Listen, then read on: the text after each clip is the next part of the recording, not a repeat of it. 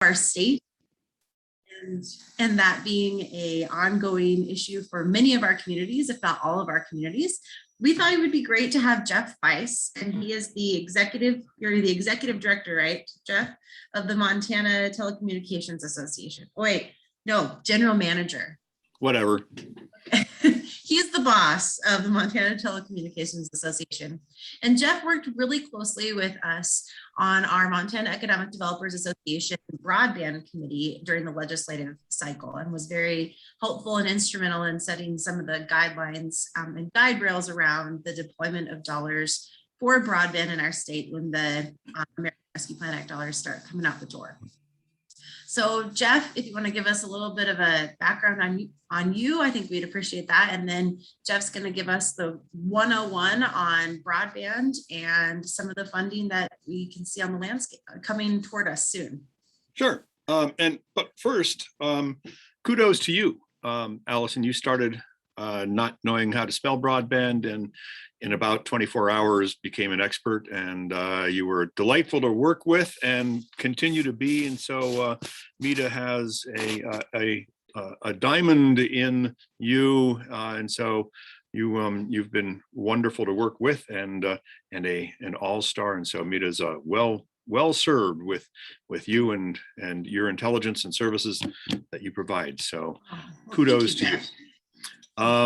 I have been working in the telecom sector for a couple centuries now, and for the last 20 plus years have been the general manager at Montana Telecom Association.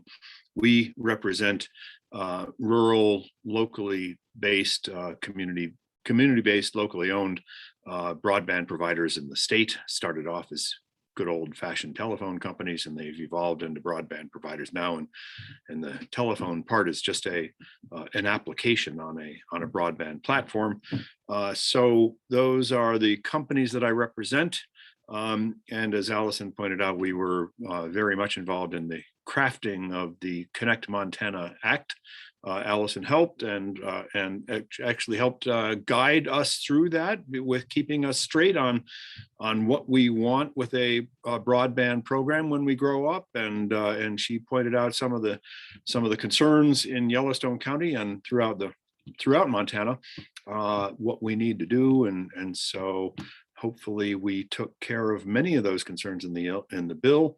And now we have a program and money here, and perhaps more money coming. So we have great opportunities to close the digital divide, or at least help narrow that divide if we play our cards right. So, and I'm digressing here, as I tend to do. As we know, in legislative policy 101, or legislative process, actually, this is legislative process 201. What we learn in school is how a bill gets passed, and that's not easy. It's much easier to kill a bill than to pass it. This one had many lives. It almost died several times and came back, this one being the Connect Montana Act.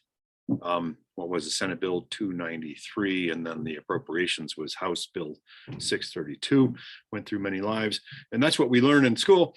And then what we don't learn is that once a bill passes, if it does, which is unlikely to begin with, then it goes over to be implemented, where all the same old characters come out of the woodwork and try to re-lobby the bill in the administrative form. And that's where we are now. So I fully expect all of the stakeholders, good and bad and indifferent, that were involved in the legislative process will now be involved in the administrative process. But that's a digression. So that's where we are. I think that's my introduction. Great. Well, thanks, Geoff. I asked because you've helped me learn so much through the last 6 months of my life. I guess a little more now, but to just give us the rundown of different connection options and some of the advantages and constraints of those, because I think in all of our communities, we've got a smattering of options and things that we should be pushing for and thinking about as economic developers when we are talking about really strong connectivity. I lost the last part of that sentence. You chopped out. Oh, I said that what we should be thinking about as economic developers when we're trying to advocate for good connectivity in our community. Yeah, That exist. So if you can right. run through some of those, I think that's super helpful background for us. Okay. So I don't know what the group wants, and interrupt, tune in, pipe in at any time for the group. So we started thinking that many people just want to get up to speed on what broadband is and where we're going, and then maybe finish up with the funding. So if that's not what people want, if everybody knows what broadband is and all the various technologies out there and how they work together or not, then we can just jump into funding activities. Should we do a little poll, or you want me to start at the beginning on? Refresh us on the different types. Okay. High level, refresh us, and Yeah, cool. what's qualified and what's Sure. not. And I apologize if I'm being too fundamental, but I was told broadband 101 is where we are. We can graduate into 201 and 301 later, or maybe even later today, depending. How much time do we have anyway? Is this like an hour? Okay, quickly. So what is broadband? It's really the ability to push data down a communications medium to the end user. So we usually refer to broadband as a faster speed than the old-fashioned 256 baud, fax machine kind of stuff. It comes in several flavors. So broadband speeds usually today are 10 megabits down and 1 megabit up. That's pretty slow. The FCC considers standard broadband today as 25 megabits down and 3 up, or 25 by 3. That's considered pretty slow. My member companies now are measuring broadband speed tiers, and the most popular subscribed to tier is now 100 megabits down and 20 up, which is pretty good. But it's pretty much standard for today. That's 100 by 20. The U.S. Treasury Department has issued guidelines for implementing the Arpa provisions, and the Arpa provisions are the ones that we are implementing in the Connect Montana broadband program, and there's $275 million plus allocated to that, and the Treasury Department guidelines for how states should spend that broadband money include a preference encouraging, so these aren't mandates, states to deploy. Well, first of all, they define unserved areas as anything less than 25 down and 3 up, and underserved areas is 100 down and 20 up, which is what I mentioned is kind of what today's de facto standard is. Most people are subscribing to that, and that's now defined as underserved. So presumably, if you're going to spend money to build a network, you don't want to build it to an underserved standard, which is what today's people are consuming. That's what they're demanding. You want to build it to something that will be future proof, or at least future, recognizing what the future is. And Treasury says that's 100 by 100, 100 down, 100 up. That's symmetrical. So 10, 1, 25, 3, 100 by 20, those are all asymmetrical. There's a different download speed than an upload speed. Upload speeds are becoming increasingly important as we use more and more cloud services and more constant, always on two-way interactive broadband transactions. And so symmetry is more and more important. The upload speed is growing faster than download speeds today.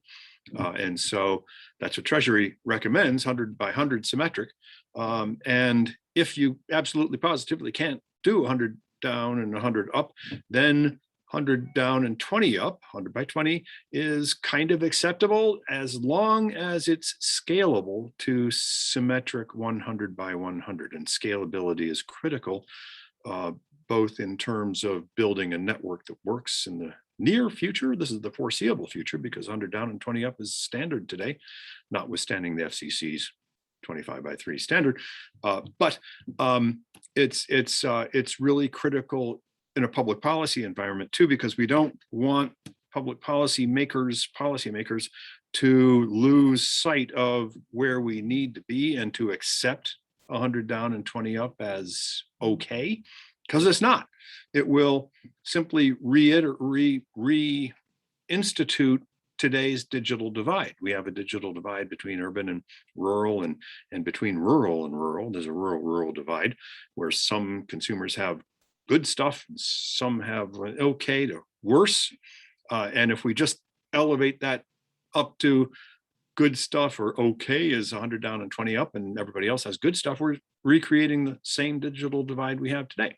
So hard to keep me on track. I'm getting ahead of myself and sort of aside of myself too. So quickly, the technologies we use for broadband. So I went through the speeds and then digressed into what we need to think of for the future, and we can get back to that. Technologies include fixed wireless. So we know about wireless internet service providers, or WISPs, and they generally do somewhere between 10 and maybe 50 down, and maybe 1 and maybe 50 up. They might be able to, under ideal circumstances, deliver a fixed wireless beam that's 50 by 50. That's unusual and aggressive and pretty lucky. What they do is shoot a direct line of sight wireless broadband spectrum shot from their transmitter to your antenna. Line of sight means that it gets easily distracted if there's things in the way, like trees or mountains or roads or buildings or whatever.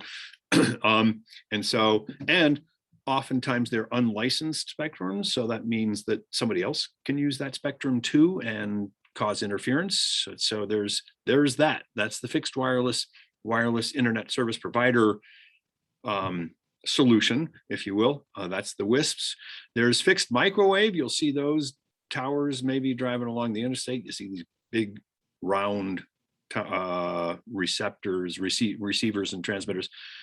They are usually licensed, and they usually are backhaul major sort of big highway, broadband, point to point, again, line of sight, but with licensed spectrum, and they usually provide backhaul traffic instead of wires going for hundreds of miles. You can do a microwave shot. You can also do mini microwave shots. There's mesh networks that are sort of like a Wi-Fi network, and there's Wi-Fi, and so Wi-Fi is high frequency and low distance and low penetration. Sort of a I digress again. The way wireless spectrum usage works is the lower the spectrum, the 700 megahertz all the way up to 25 and 32 gigahertz. So you have low frequency spectrum and you have very high frequency spectrum. And depending on where you are using that spectrum, there's two common sort of laws of spectrum physics. The lower the spectrum, the more penetration it gets. It goes through stuff. So the old TV spectrum in 700 megahertz range goes through a lot of stuff, but it's slow. So you sacrifice slow for penetration, and then the higher the frequency, the higher the bandwidth you can cram on that, but the penetration propagation features diminish. And so just for instance, take 5G, whatever 5G is. 5G is more marketing than it is a technology that's delivering services, especially in rural areas. There's actually three 5G spectrum bands. One is in the 800 megahertz band. So that's like, it goes through a lot of stuff, which is great, but it's really slow. And then there's a mid-range spectrum, which is what most of the providers are saying they deliver in 5G, which looks a lot like 4G LTE. It's in a mid-range spectrum. I think it's in the I can't remember exactly what bandwidth the mid-range 5G technology uses, but it's, again, it's a whole lot like what we have with 4G. And then there's the 5G in the what they call millimeter wave spectrum. That's really high frequency spectrum, which is super fast, but has no propagation. So the ideal setting would be like a football stadium where there's no interference. You can stick a tower. It doesn't go very far. The signal doesn't go very far, but when it goes really well. And so the marketing is that, oh, gee, we have 5G and we can do all this super fast, really uber great stuff. Well, yeah, but what they're really deploying is the LTE, except in limited situations. So when your 5G phone, like in DC, shows 5G, it's really kind of like an LTE 4G signal that you're getting, unless you're in a stadium and it says 5G, so you don't really know what you're on with that. So that's the whole wireless thing, except for satellites. As long as I'm on wireless, we'll go for satellites too. So the traditional satellites like Hughes are geostationary. They're hundreds of miles out in space. I think it's 400 miles out there. They are known for not the fastest speed, pretty expensive to set up and pay for. And their biggest weakness is latency, because a signal to get from here to up to outer space and back takes a while. And so there's a delay, and depending on what you are doing, especially if you're talking about symmetrical bandwidth, which we mentioned before, if you want symmetry, it ain't going to happen on a geostationary satellite. So there's that. And then there's the low Earth orbiting satellite like SpaceX, which is much closer to Earth and much less latency, acceptable latency, and higher speeds. And they've got their limits too. For instance, one of the limits that popped up this summer with all the heat around the country was that their system doesn't work when it gets too hot, which was interesting. So system went down in Arizona and the Southwest. Another weakness is, well, it's all experimental. We don't really know. It's not a commercial product yet. We've seen it in trials, but we don't know what will happen when more and more customers purchase the stuff. And what's the channel capacity? How many people can they handle at once? At what speeds? So that's the whole wireless thing. And then on the wired side, simpler, you got copper, which actually can deliver 100 megabit service on a short distance. So copper, the speed, kind of like some of the wireless stuff, diminishes fast after about 1,000 feet. So you can have pretty fast bandwidth on a copper connection for a short period of time. And then there's fiber, which is fairly limitless and goes a long way, and I would argue is the most durable, reliable platform or medium for high-speed symmetric service going forward. And therein lies a policy issue, because people who can't deliver fiber or can't deliver 100 by 100, which essentially is a fiber connection, will argue, well, that 100 by 100 standard is not technology neutral, which is a term that I consider a euphemism for technology protection. So for instance, you have Wi-Fi networks arguing to policymakers, well, my Wi-Fi network might not qualify for some of this stuff that you're looking for under ARPA.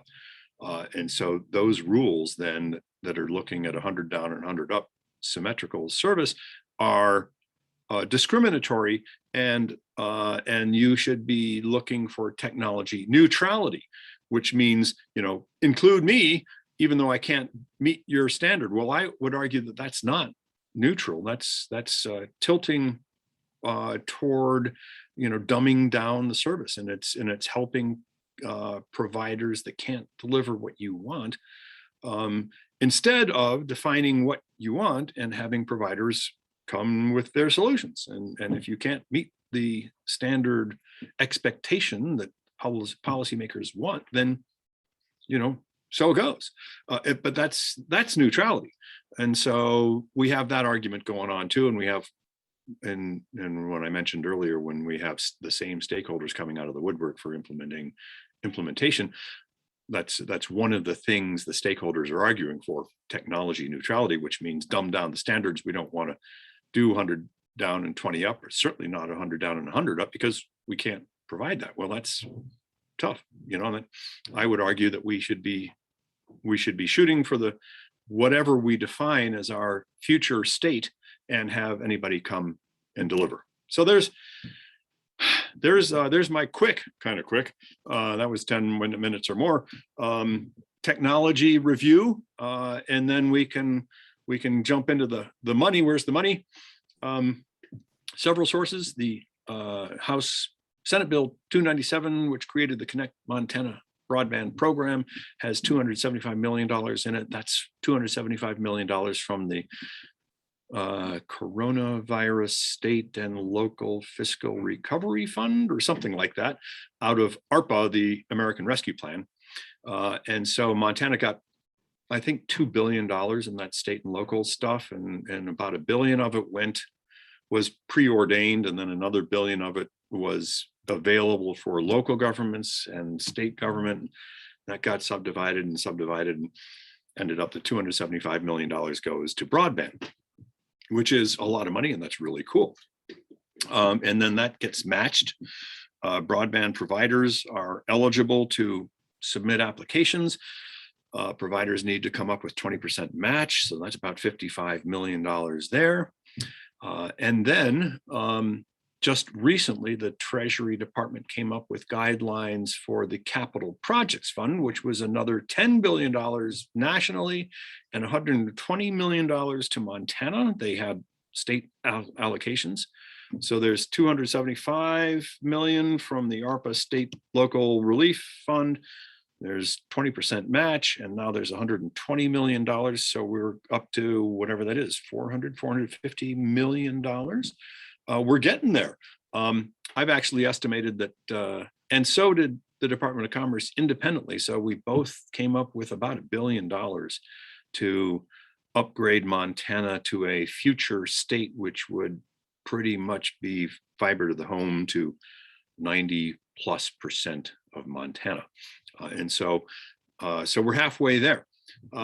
And if the bipartisan infrastructure deal plan framework, whatever we call it, BIF, whatever, happens, and we're going to find out more about that this week by Thursday, if that bipartisan bill passes, then there's $100 million minimum per state allocation there. And so if you do 50 states at $100 million a piece, you get $5 billion. By the way, it's $42.425 billion on the national level in the bipartisan bill. So take $5 billion out of that for $100 million per state. And the billion here and billion there and some stuff, you come, I think conservatively come up with $30 billion nationally left over after all the initial allocations are made. And that's a lot. So Montana could get not only $100 million minimum, but there's sort of points that prefer, or that point to more money for states that have a high rural population, a high cost population, and and sort of you get bonus points for low income population ratio in the state. And we check all of those boxes. So in theory, we could see a few hundred more, and pretty soon, if this bill passes, we're getting close to the bogey of closing the digital divide in Montana. And so that's where we are. Preference for rural and underserved areas. And same with those same preferences show up in the Connect Montana Act, where there's a preference for frontier, undefined at the federal level, rural and unserved areas.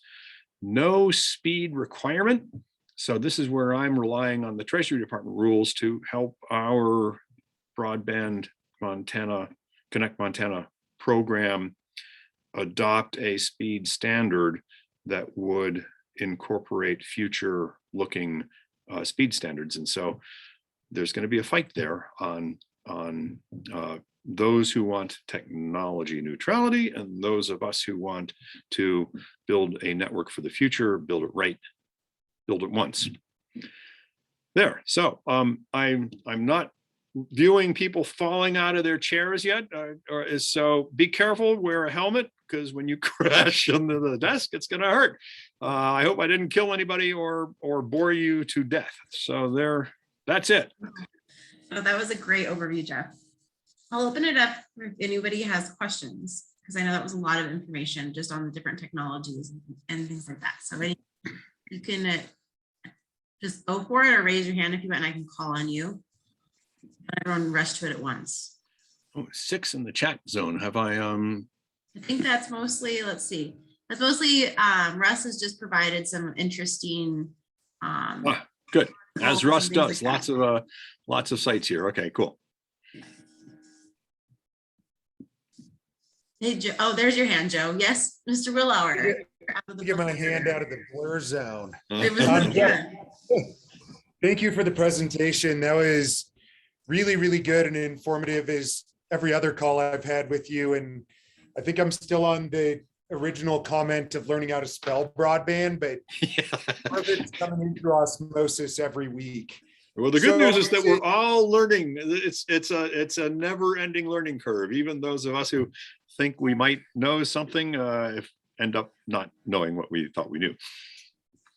I'm a firm believer in knowing that I don't know much. And as a group of economic developers, I guess that really kind of ties to my question is like, we understand the importance of broadband for our local economies, especially out in our rural communities.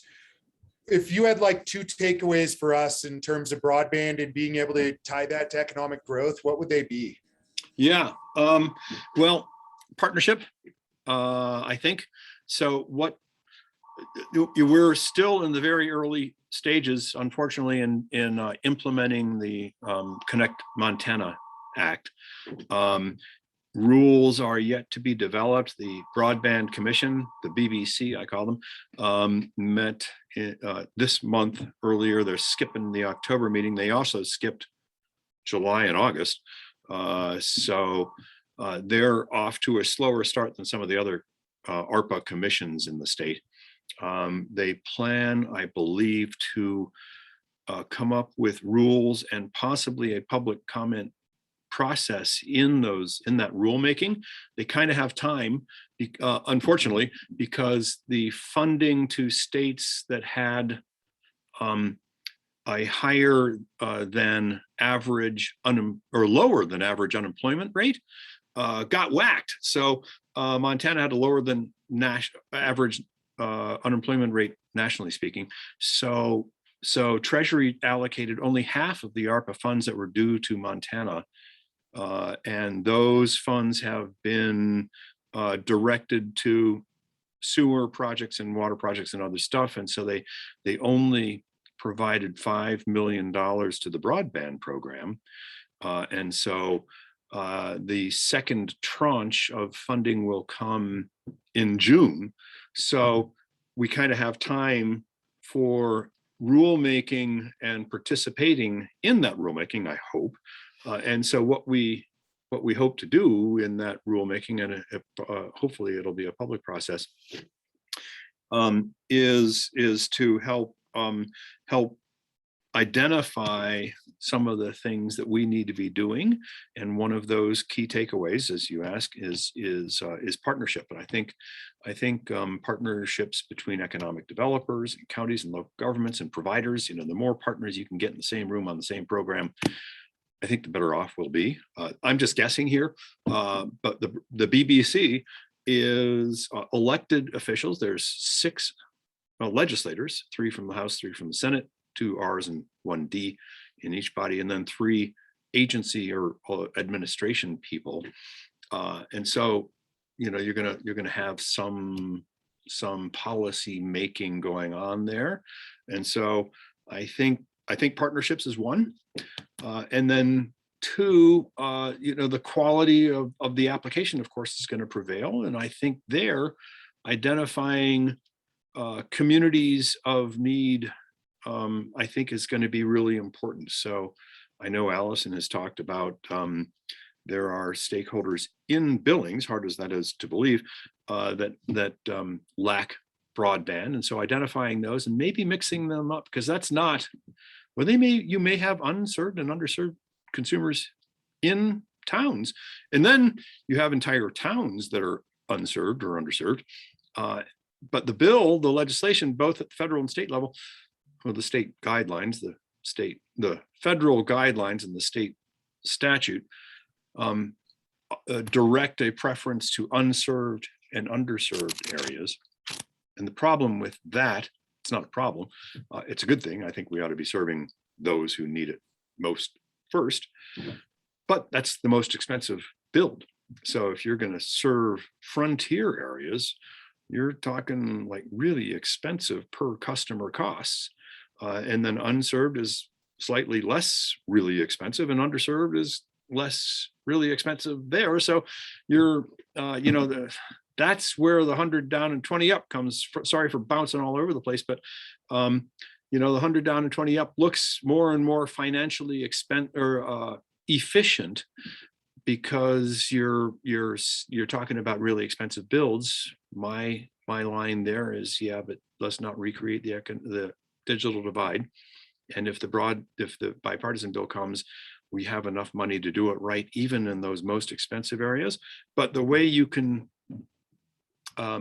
make a proposal more financially palatable to those policy makers, politicians mostly, is to mix in unserved, underserved, and lower cost communities.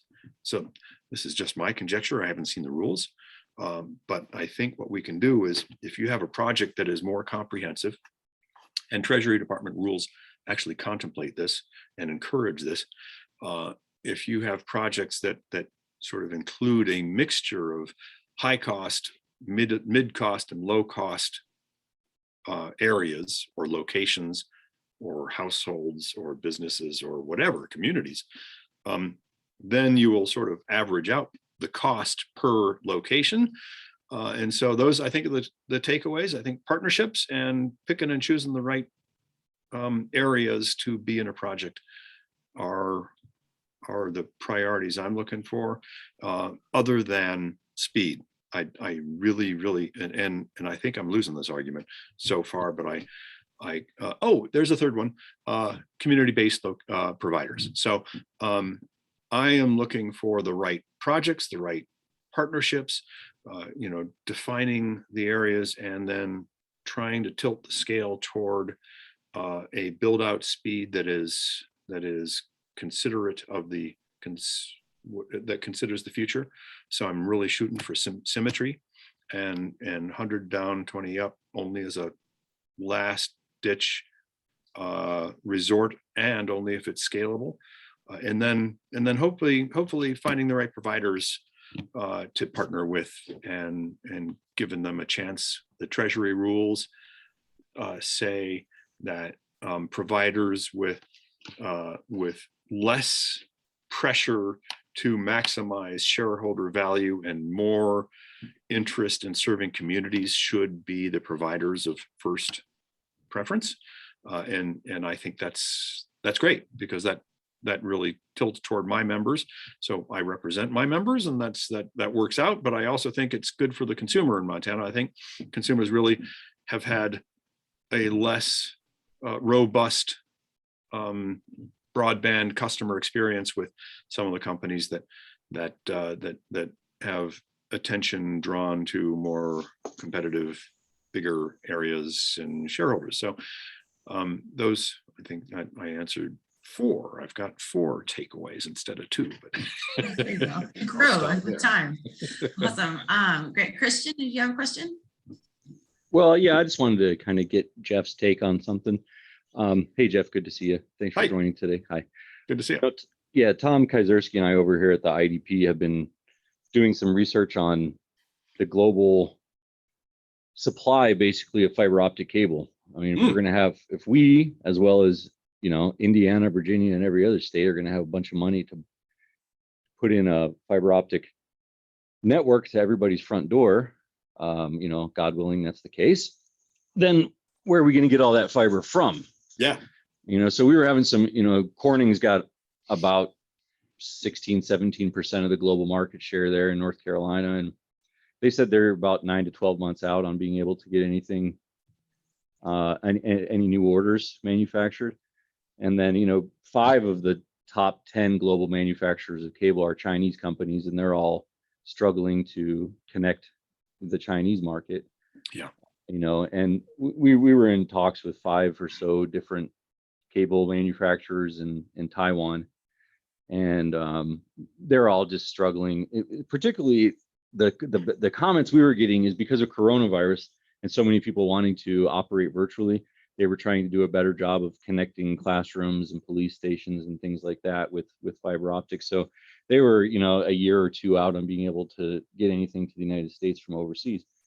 And I was just curious if you guys have done any research on that, if you've read anything about the global market for fiber going forward, particularly given COVID and the fact that the U.S. is, everyone and their uncle is going to try to bend over to put in a fiber optic networks. Are we, shooting ourselves in the foot, trying to make this happen?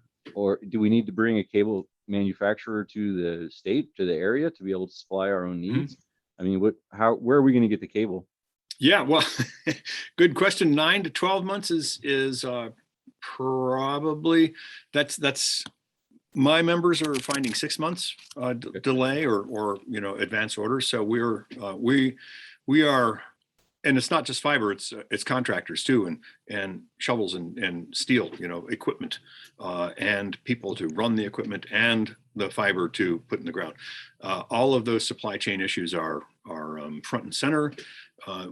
The normal contract period for my member companies is about a year. We've already designed 2022's network expansion projects and probably have hired contractors and ordered fiber right now. So we're talking if ARPA money starts flowing, and it will in June of 2022, assuming the second tranche comes through, then we're really kind of talking about 2023 projects and forward, or we can front load the money and play around with engineering and construction project timing and design. Nonetheless, you raise a good point. Plus, those 5 Chinese companies that you mentioned are on the hit list for the ARPA rules, especially for the capital projects. I don't think the ARPA rules on the state and local fiscal recovery mention fiber from China, but the second Treasury rules on the capital projects do, and they mention don't use fiber from China. so that limits the source even more. And so that's a fine point. I know that Director Osterman at the Department of Commerce he mentioned to the BBC, the Broadband Commission, that he's looking around, and I think Kaczynski is involved with that, and maybe you are too, in trying to set up a fiber manufacturing facility in Montana, and so I think that's a nifty idea, and we can help. I mentioned that to my members, and so that would take some time, but your point is well taken. Supply chain from people to equipment to fiber itself is under extreme pressure. And by the way, we have, $42 billion plus another 10 million, we got like tens of billions of dollars doing the same thing. So everybody else in the country is making the same purchases and designs and under the same pressure. So that is, if everything works out and we can build and money starts flowing, then we run into potential roadblocks that we have identified and need to figure out how to clear. I think, quite frankly, I think you can make glass, and I think you can stand up a factory. I don't know if you can make people as quickly, and we need people too. Geoff, I have a question from Deanna, and this is about specific to our policymakers on the ARPA committee. Do you sense that there's an inclination to make 100 by 20 enough connectivity, or do you think there's a commitment to that 100 symmetric connection within our ARPA? Right. So I'm in a quasi-public forum, but that doesn't stop me from putting my foot in my mouth. I think that is to be determined. That's one of my big concerns, that there is pressure, both financially and politically, to settle for 100 down and 20 up because it's cheaper.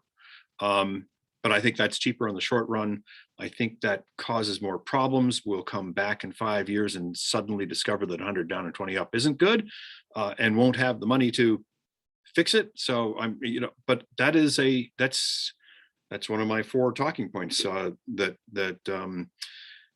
I mentioned earlier. That's a key issue on my radar, and I am not convinced we're over that yet. So there's extreme pressure, both politically and financially, to settle for 100 down and 20 up without making it scalable, and that concerns me. All right, I'm taking over for Allison for 1 second. Do we have any other questions out there in the ether? There was one in the chat. Steve Simonson had one. Oh, perfect. There we go. Yeah. Steve, do you want to take it, or do you want me to read your Steve's on? Yeah, I think Geoff addressed that. I was just bringing up the crew and the training issues and the shortages there beyond the fiber supply chain. But Geoff, I do have a question for you, I guess, and that's in regard to, I think Norway or Sweden are leading the world as far as connectivity. Can you talk a little bit about that? Is that something we should be shooting for in Montana? Yes, we should be shooting for that. We are ranked 51st in the nation by Broadband Now. That includes DC. That's how we get to be 51. Consistently, well, I don't know how consistently, but twice in a row, maybe 3 in a row.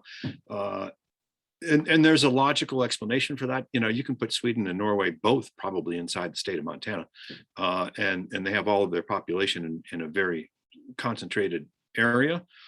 So comparing nations to nations, let's compare like New Jersey or Connecticut or some East Coast states. Those are the states with the highest broadband connectivity that probably exceeds Norway or Sweden. If you compare a state in the United States to a country, or South Korea, for that matter, we can put South Korea inside Montana too, with however many millions of people they have. So what I'm saying is that Montana is the 4th largest state in the country, with the 3rd least densely populated population in the state or in the country.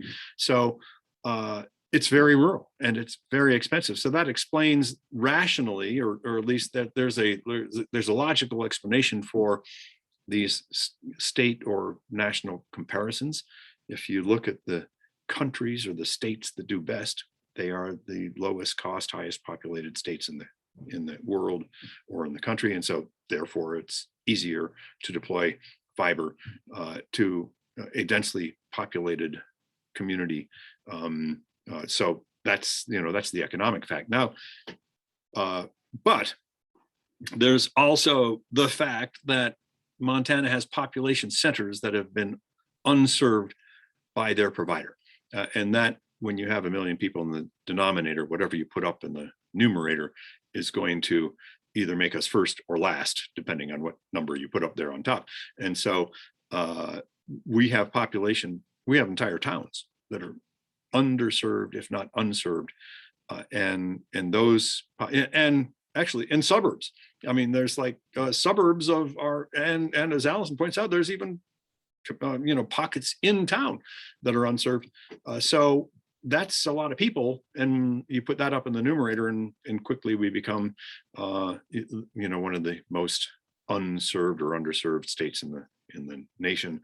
That I find inexcusable, and that's why the Treasury Department has the proviso, encouraging community-based providers to serve, because the providers who have heretofore served in large pockets of the nation have failed to do their job because they have distractions. They have return on investment and shareholders and other distractions. I mean, it's kind of a legitimate, logical explanation, but it is what it is.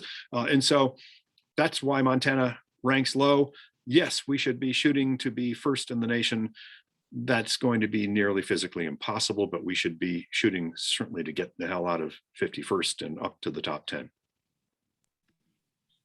I know that what I'm trying to do in Billings, like as an economic developer, is to advocate for areas that need service. And so I've been working to meet with providers that do serve our area and talk about their plans. But with your membership base, what have the conversations been around how they're planning or positioning themselves to make an application to the state when these dollars do become available? Mm-hmm. It's a mixed bag. These are it's 11 very different independent companies, and they demonstrate their independence all the time from one another. And so, these are just separate companies. They have different boards, different philosophies. I'd say off the top of my head, I think at least half of them, there's at least 6 of them that are actively planning to jump in as soon as they can with proposals to serve not only their own consumers. We're not 100% built out, by the way, is that we've got a ways to go, even in my membership.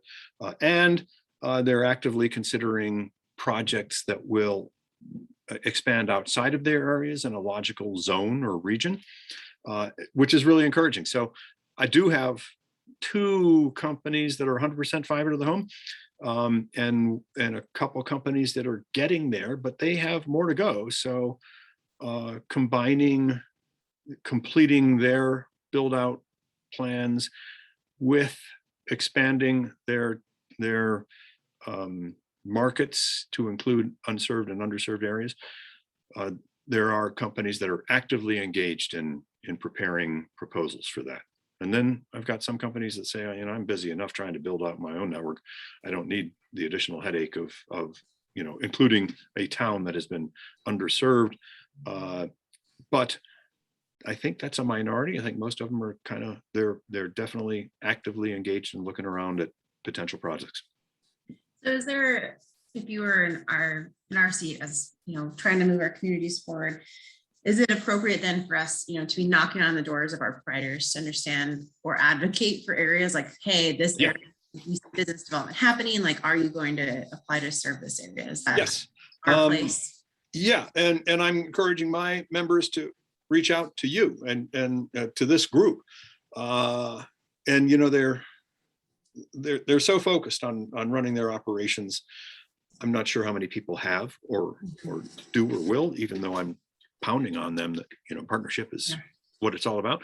So feel free to reach out yourselves and say, hey, I've got this area or areas or locations, or just we have this need. So identify what your needs are, and reach out to providers and see what sort of what sort of partnership deals we can make, because I'm fairly confident that the more partners we bring to a proposal, the better the proposal will be. I have one more question for you. I know that there's been a lot of emphasis in the ARPA committee on mapping, and there's always this conversation around, can everything be mapped? And I guess I'm cynical in like my decade in economic development. I just don't believe it's I'm sorry, I've spilled over on you, and I apologize. Yeah. You probably were optimistic and naive until you met me, and then I ruined it. It's all gone now, but my optimism is over. But I think mapping moving forward is very possible. If if a state invests in this, then it should be mapped.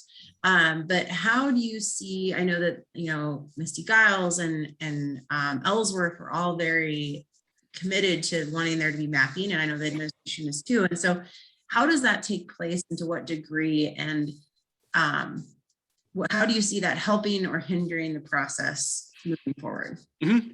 Well, lots of layers there. So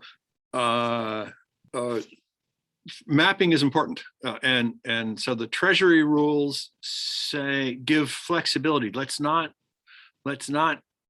shoot ourselves in the foot and overthink this and stop progress from happening because we don't have the FCC's map yet, and there's another layer. So the Treasury guidelines pretty much say mapping is flexible. Identify your area, identify what's served, what's underserved, what's unserved, and you can use whatever available data is available to you, including your own, including like consumer research and polls or whatever it takes for you to identify with reasonable reliability what you think is an area that needs broadband enhancement infrastructure investment.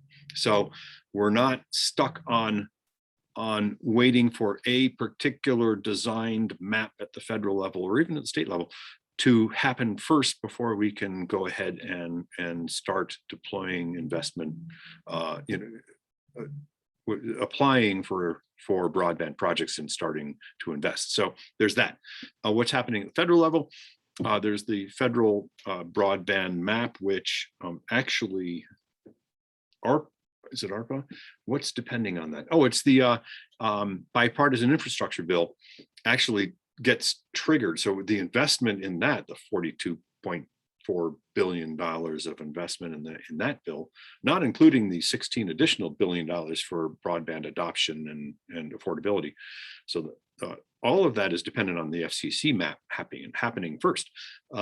So if that bill were to pass, the bipartisan bill, then we're still waiting on the FCC, and the FCC probably is going to be taking at least another 6 to 8 months. I would be surprised if a national FCC standard map is available by mid next year.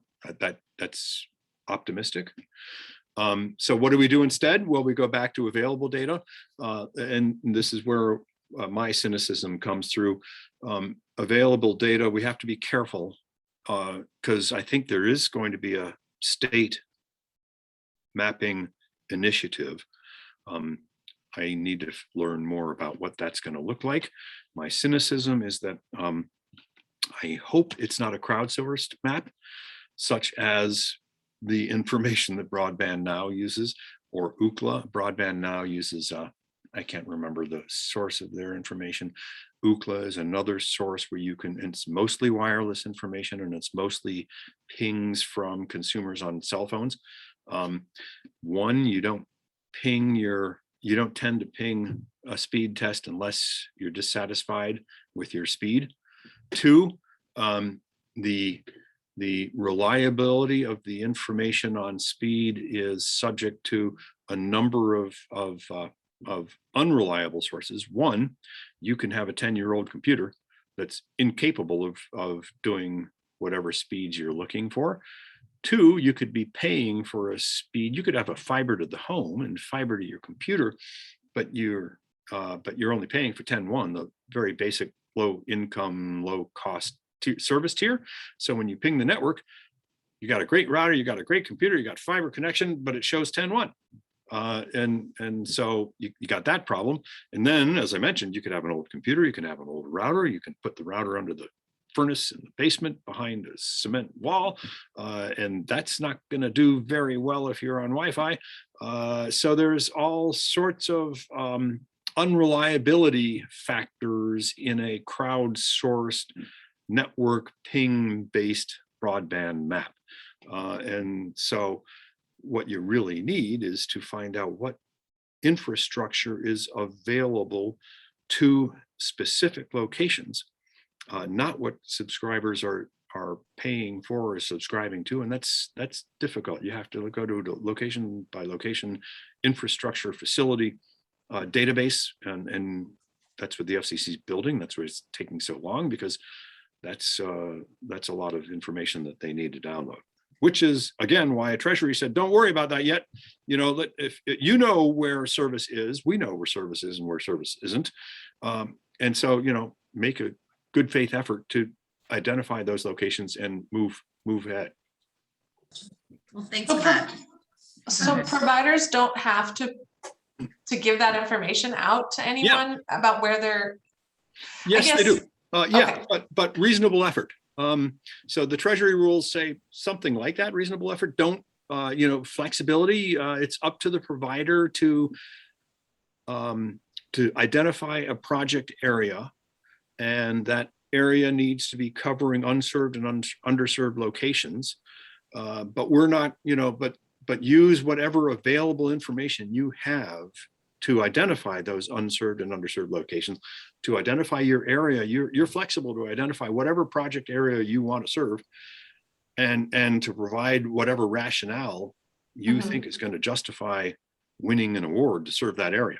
And that, some of the information is, okay, where are the served and unserved locations, and you can use available data. So if, the more reliable your information is, the better it is, but we're not, waiting for a state or national broadband map to hold up that project area identification process. Hey, Geoff. I know you know Jenny Stapp and the work she's doing. I do. This is confession.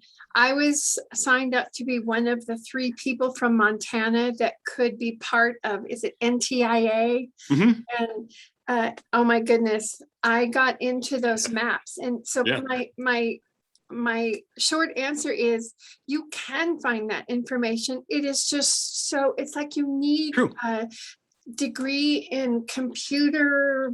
GIS. Yeah. I mean, I could right now, if I could understand the mapping process, there are so many layers. I could find out why I don't get good Wi-Fi in Anaconda, Montana, sitting at the McDonald's. The information is there, but I can't understand it. Yeah. So yes, it's there, and yes, it's not. Or no, it's not. So there is a ton of information, mostly residing in the Census Bureau, American ACA, whatever that is, American, whatever the Census Bureau has. They can tell how many people bike to work in Helena. I don't know how they gather all this information, but it is an overwhelming amount of information. I don't know if they actually can overlay infrastructure with broadband service usage. They have broadband service usage. They know who's on what sort of speed, maybe. But that, again, I don't know if you can overlay an infrastructure map on top of a broadband usage map. You can get pretty close to that, and that's probably good information to use if one were applying for broadband project.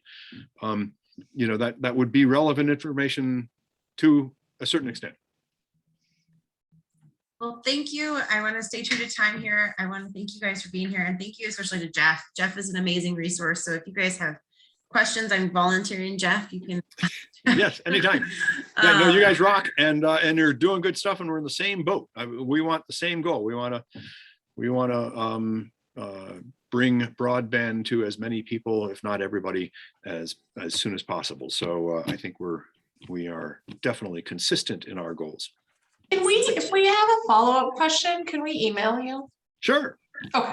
I know you're probably super busy, but there is the old-fashioned phone. We still do those. I could phone too. Do people know how to find me? Here. My cell number is 406-594-0424. Office, and I'm hanging out in the office a lot, so that's 442-4316. And email is Geoff with a G, GEOFF @broadbandmt.com. Thank you so much, Geoff. We really appreciate your expertise, and I think thanks for all you're doing. A hot topic for us as economic developers, and so appreciate you guys all attending today. And we might bring Geoff back in a couple of months as things come down the pike with ARPA to help us even more on Broadband 201. Yes. Getting it to your doorstep. That'll be cool. Great. Well, thank you guys so much. Thanks for participating, and we hope to see you at the next Lunch and Learn. Thanks for the invitation. Always a pleasure. Keep in touch. Thanks. Thanks Okay, for bye-bye.